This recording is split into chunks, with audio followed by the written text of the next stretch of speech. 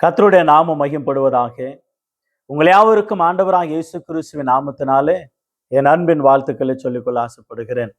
எனக்கு அருமையானவர்களே, இந்த நாளில் கூட விசேஷமாக நல்லது ஒரு பாடத்தை கற்றுக்கொள்ள பிதாவாகி தேவன் நமக்கு உதவி செய்வாராக.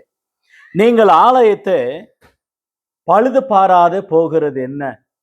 அற்புதமான ஒரு பாடம். ஆலயத்தை பழுது பாராது போகிறது என்ன? நல்ல ஒரு அருமையான ஒரு கேள்வி. ஆலயத்தை என்ன பழுது பார்ப்பது? பேச்சஸ், டேமேஜ், பழுது பார்த்து அது புதுப்பித்தல். இப்போ ஆலயம் என்று சொன்னால் எல்லாருக்கும் நினைவில் வருகிறது ஒரு கட்டிடம். ஒரு கட்டிடத்தை அழகாக அதை சீரமைத்து சரிப்படுத்தி அதை ஒழுங்குபடுத்தி அலங்கரித்து அழகுபடுத்துவது ஆலயம் என்று நினைத்து எனக்கு நிறைய பேர் அந்த ஆலயத்தின் மேல வைத்திருக்கிற நம்பிக்கை அவர்களுக்கு வித்தியாசமா இருக்கிறத நான் பார்க்கிறோம். ஒரு முறை இயேசு கிறிஸ்துவும் சீடர்களும் எருசலேம் தேவாலயத்துக்கு முன்னதாக ஒலிவமலையில உட்கார்ந்து கொண்டிருக்கும் பொழுது அந்த ஆலயத்தை சீடர்களே பார்த்து சந்தோஷப்பட்டு ஆண்டவரை அழைத்து அந்த ஆலயத்தை பாருங்க எப்படி அழகா இருக்குதா அப்படின்னு ஆலயத்து கட்டிடங்களை காண்பித்தார்கள்.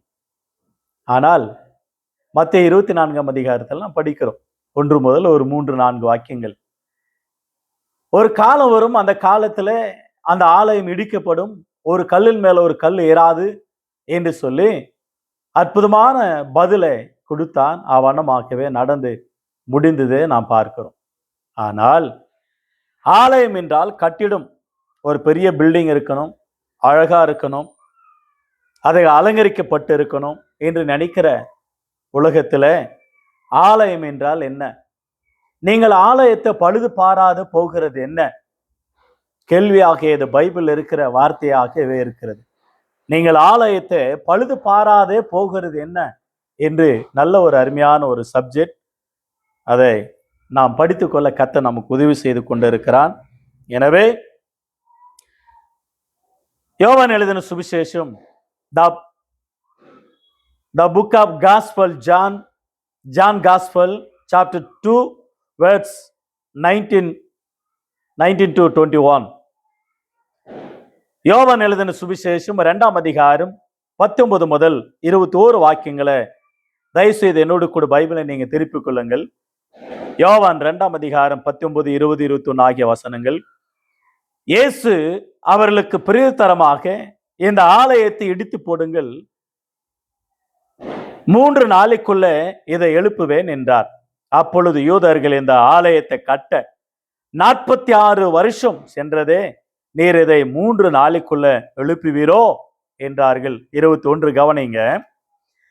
அவரோ தம்முடைய சரீரமாகிய ஆலயத்தை குறித்து பேசினார். இட் இஸ் வண்டர்ஃபுல் இல்லைங்களா? பைபிளுங்க நமக்கு பாடங்களை கற்றுக் கொடுக்கிறது. கட்டிடம் அல்ல ஆலயம், நீங்க தான் ஆலயம். தம்முடைய சரீரமாகிய ஆலயத்தை குறித்து அவர் பேசிக் கொண்டிருக்கிறார். சாலமோன் இந்த ஆலயத்தை கட்டுவதற்கு 46 வருஷம் ஆயிற்று. கட்டினார்கள், இடித்தார்கள், கட்டினார்கள், இடித்தார்கள், அதை பழுது பார்த்தார்கள், அதை சில நேரங்களில் கவனிக்காம போனாங்க, மறுபடியும் பழுது பார்த்தார்கள், பேச்சஸ், டேமேஜ், இப்படி பலவிதமாக அதை கிளீன் பண்றதும் சுத்தம் பண்றதும் பலவிதமா செஞ்சாங்க. ஆலயத்தை 46 வருஷம் ஆயிற்று. மீண்டும் அதை இடிக்கப்பட்டு போயிற்று.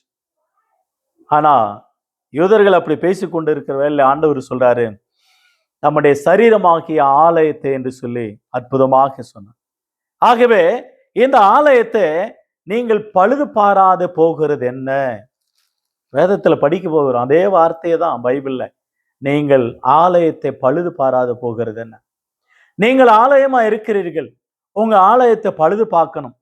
பேச்சஸ் எங்கன இருக்கா, டேமேஜ் எங்கன இருக்கா, கிளீன் பண்ற இடம், அசுத்தமான இடங்கள் இருக்கா?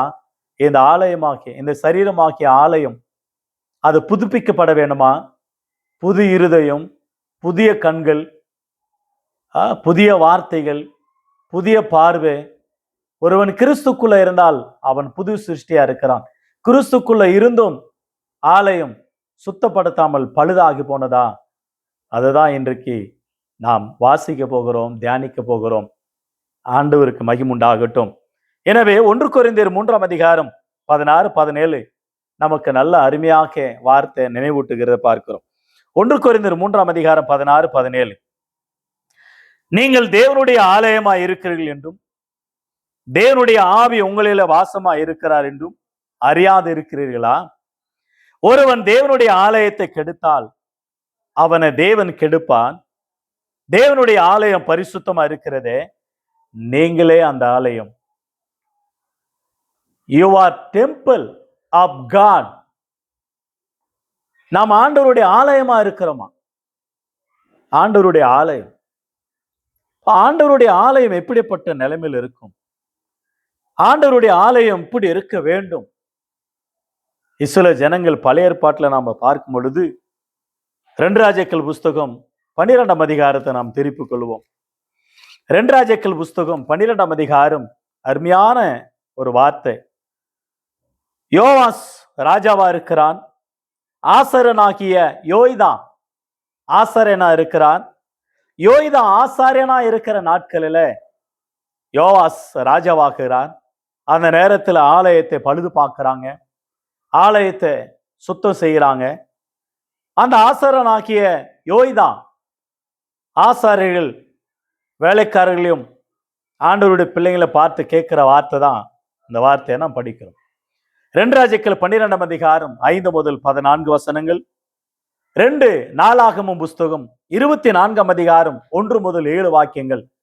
2 ராஜாக்கள் 12ஆம் அதிகாரம், 2 நாளாகமம் 24ஆம் அதிகாரம் 1 முதல் 7 வாக்கியங்கள். இந்த 2 அதிகாரங்களில ஆலயத்தை குறித்து மீண்டும் 2 ராஜாக்கள் 22ஆம் அதிகாரத்துல 1 முதல் 20 வாக்கியங்கள் யோசியா என்ற ராஜா நாட்களிலும் ஆலயத்தை பழுது பார்த்து அதை சுத்தம் செய்ததை நாம் பார்க்கிறோம். வசனம் 1ஆம் வசனத்தை வாசிக்கிறேன். ராஜாவாகிய யோவாஸ் ஆசாரியனாகிய யோய்தாவையும் மற்ற ஆசாரியர்களையும் அழைப்பித்து, நீங்கள் ஆலயத்தை பழுது பாராது போகிறது என்ன? அற்புதமான ஒரு வார்த்தை ராஜா கேட்கிறது பாருங்க. நீங்கள் ஆலயத்தை பழுது பாராது போகிறது என்ன? இனி நீங்கள் உங்களுக்கு அறிமுகமானவர்கள் கையில பணத்தை வாங்காமல் அதை ஆலயத்தை பழுது பார்க்கிறதுக்காக விட்டு விடுங்கள்.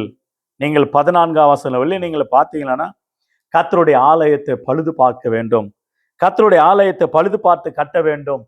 கர்த்தருடைய ஆலயத்துல பேச்சேஸ் எதனா இருக்கா? கர்த்தருடைய ஆலயத்துல டேமேஜ் எதனா இருக்கா? நீங்கள் அதை பழுது பார்த்து சுத்தம் செய்து கிளீன் பண்ணி அதை நீங்க ஒழுங்குபடுத்த வேண்டும். ஏனென்றால் தேவாதி தேவன் ஆராதிக்கிற ஒரு இடம், தேவாதி தேவனை துதிக்கிற ஒரு இடம், ஆண்டவருடைய வார்த்தை அந்த இடத்துல நம்மோடு கூட பேசுகிற அந்த ஆலயம். சரீரமாக்கிய இந்த ஆலயத்தை புதிய ஏற்பாட்டில் பேசுகிறது பார்க்கிறோம். பழைய ஏற்பாட்டு காலத்தில் ஆலயத்து மேல இருந்த அவன் நம்பிக்கை.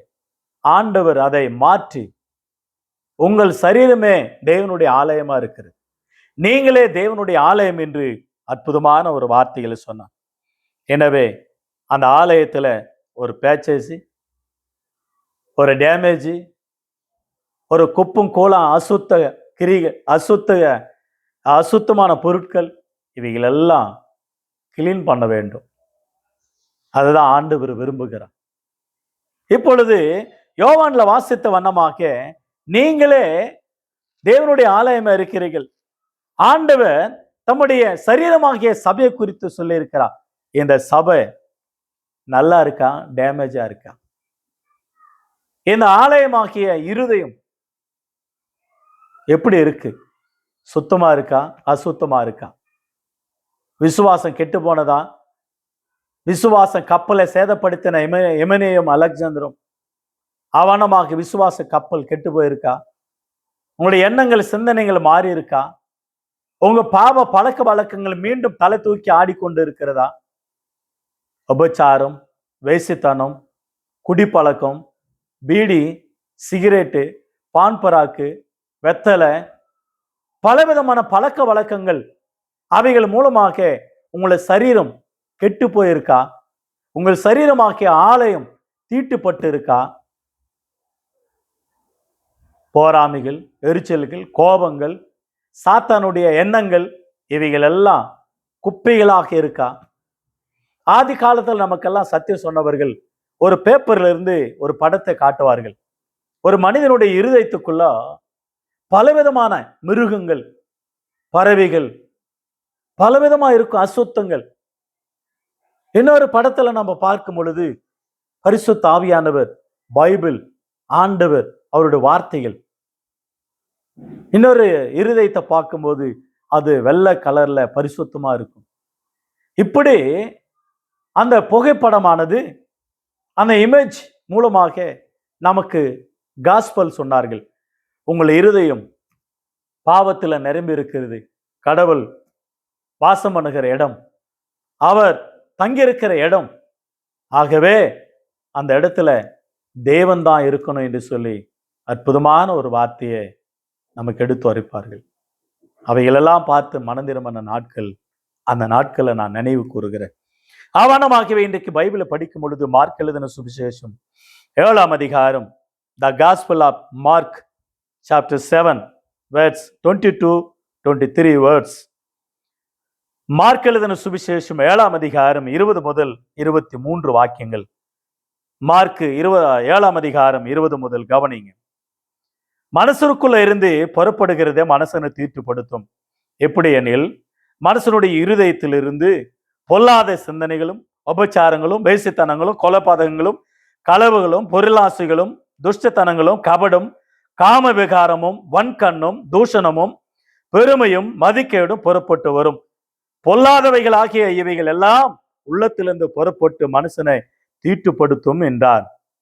இயேசு கிறிஸ்துவானவர் ஒரு மனிதன் பரிசுத்தமா இருக்கணும், உங்கள் பாரம்பரியத்தை நீங்கள் விட்டு விலகணும், நீங்கள் பாரம்பரியமாக அனுசரித்து வருகிற சில பாரம்பரியமான காரியங்களில அனுசரித்து வருகிற அதெல்லாம் நீங்க தூக்கி எறியணும். மனசனை தீட்டுப்படுத்துகிறது உள்ளத்திலிருந்து வருகிறது தான்.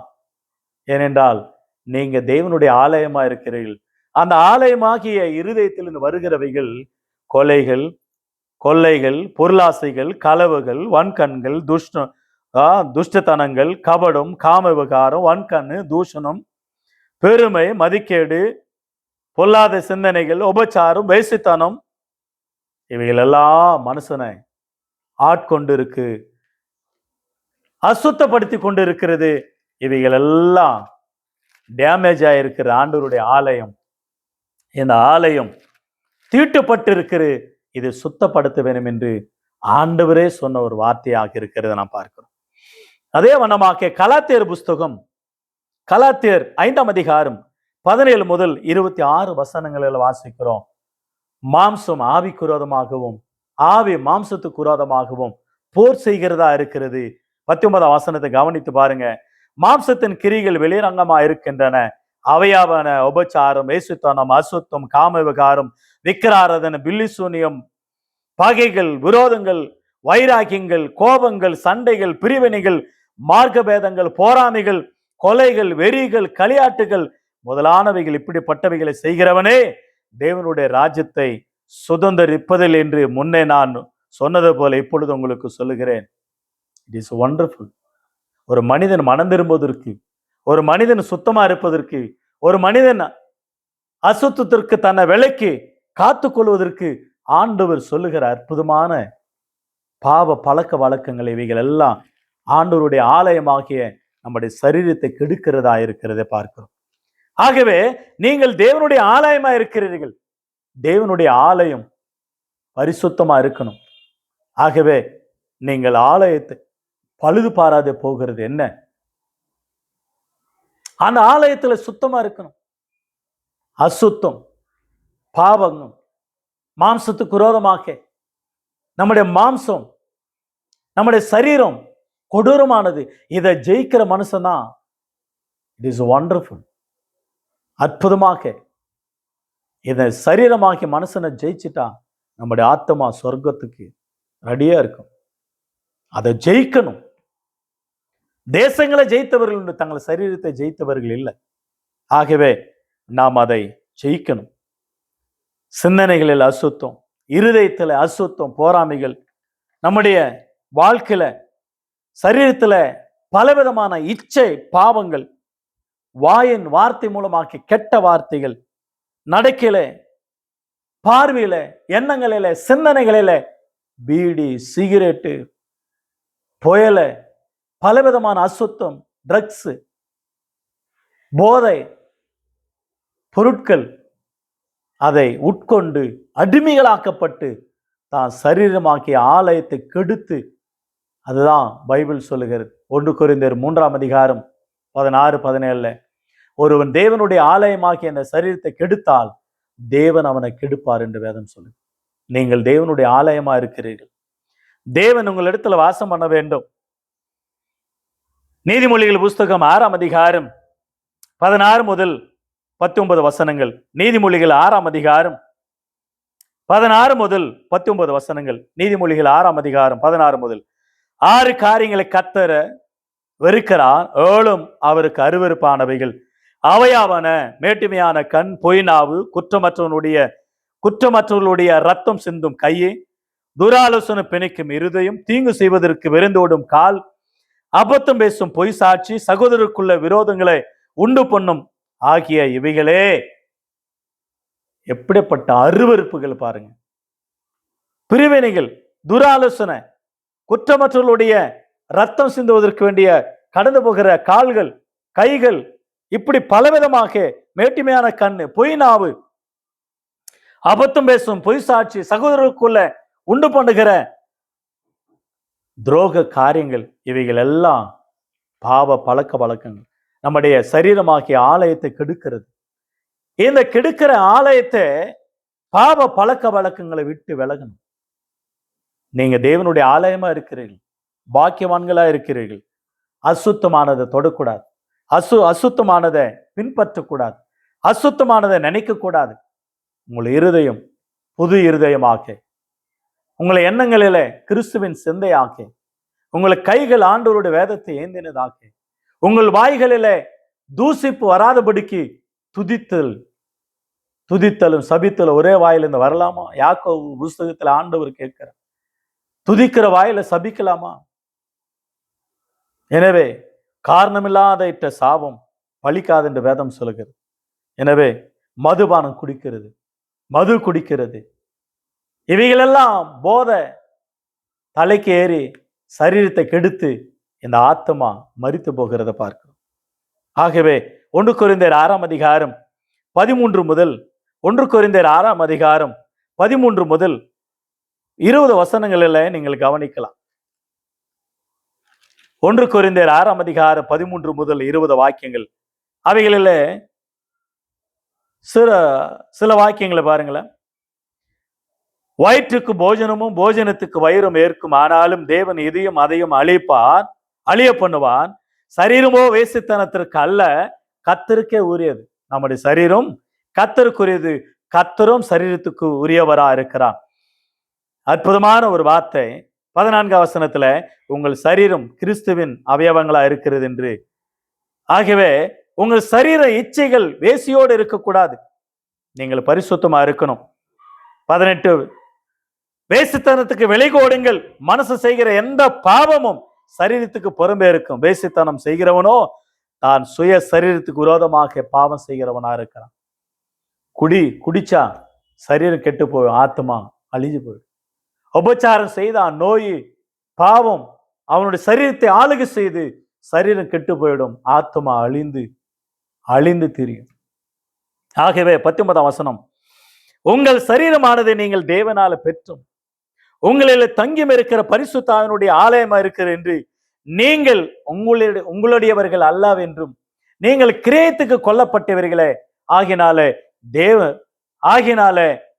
தேவனுக்கு உடையவர்களாகிய நீங்கள் உங்கள் சரீரத்தினாலும் உங்க ஆவினாலும் தேவனை மகிமைப்படுத்துங்கள். It is wonderful. அருமையான வார்த்தை பாருங்க. தேவனை மகிமைப்படுத்துகிற அளவுல உங்க சரீரம் இருக்கணும், தேவன் மகிமைப்பட வேண்டும். ஆகையினாலதான் நம்முடைய ஆலயம் ஆண்டவர் உலாவுகிற இடம். தேவன் வாசம் பண்ணுகிற இடம். 2 கொரிந்தியர் 6ஆம் அதிகாரம் 16 முதல் 18 வசனங்கள். 2 கொரிந்தியர் 6ஆம் அதிகாரம் 2 கொரிந்தியர் 6ஆம் அதிகாரம் 16 முதல் 18 வாக்கியங்கள். 16ஆம் வசனத்துல, நீங்கள் தேவனுடைய ஆலயத்துக்கு விக்கிரங்களுக்கு சம்பந்தம் எது?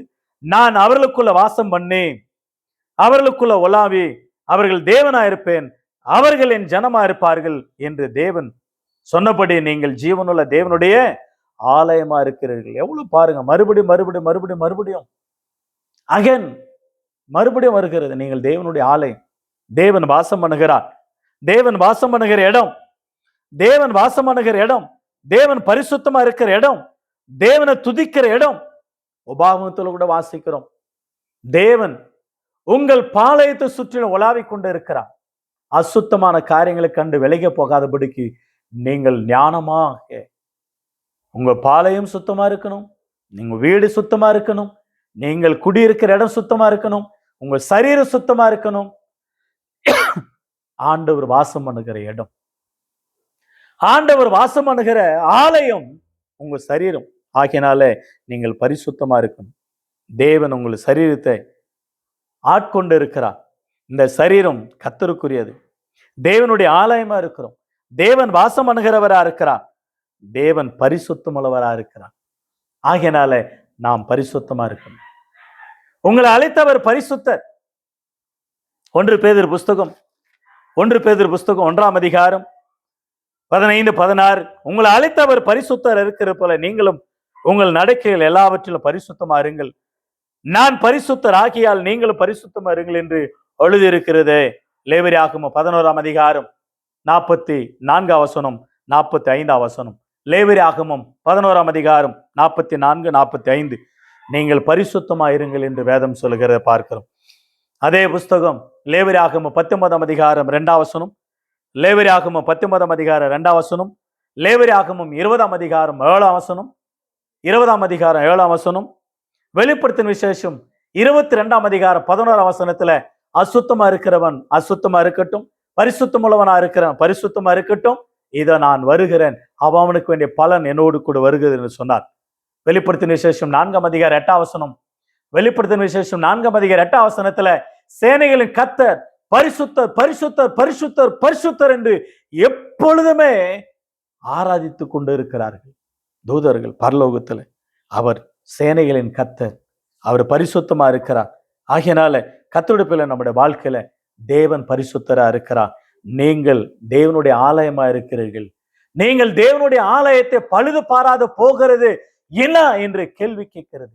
நீங்கள் தேவனுடைய ஆலயமா இருக்கிறீர்கள். சரீரத்தை பாதுகாக்க வேண்டும், குடிக்க கூடாது, உபச்சாரம் பண்ணக்கூடாது, வேசித்தனம் பண்ணக்கூடாது, சிகரெட் அடிக்கூடாது, பீடி அடிக்கூடாது, பலவிதமான பாவ பழக்க வழக்கங்கள் நீ ஈடுபடவே கூடாது. தேவன் உங்களை காண்கிறவரா இருக்கிறான், தேவன் உங்களை விசாரிப்பான். ஆகையினால என் கருமையான கர்த்தருடைய நம்முடைய வாழ்க்கையில தேவன் நம்மோடு கூட பேசிக்கொண்டு இருக்கிறார். நீங்கள் தேவனுடைய ஆலயமா இருக்கிறீர்கள், நீங்கள் தேவனுடைய ஆலயமா இருக்கிறீர்கள். தேவனுடைய ஆலயம் எப்படிப்பட்டதா இருக்க வேண்டும்? அது பரிசுத்தம். தேவன் பரிசுத்தர், பரலோகம் பரிசுத்தம், பரிசுத்தவான்கள் இருக்கக்கூடிய இடம் பரலோகம். ஆகவே நீங்கள் தேவனுடைய ஆலயமா இருக்கிறீர்கள், பரிசுத்தமாயிருங்கள், பரிசுத்தமாயிருங்கள், கர்த்தரை ஆராதியுங்கள். அவர் நம்மோடு கூட இருக்கிறார், அவர் வாசம் பண்ணுகிற தேவனா இருக்கிறார். ஆகையினாலே நீங்கள் தேவனுடைய ஆலயத்தை பழுது பாராது போகிறது என்ன என்று கேள்வி கேட்கிறது. ஆகையினால தேவனுடைய ஆலயமா இருக்கிறீர்கள். நீங்க ஆண்டவர் உங்களை ஆசீர்வதிப்பான், ஆண்டவர் இந்த வசனங்களை ஆசீர்வதிப்பாராக. God bless you all. God bless you.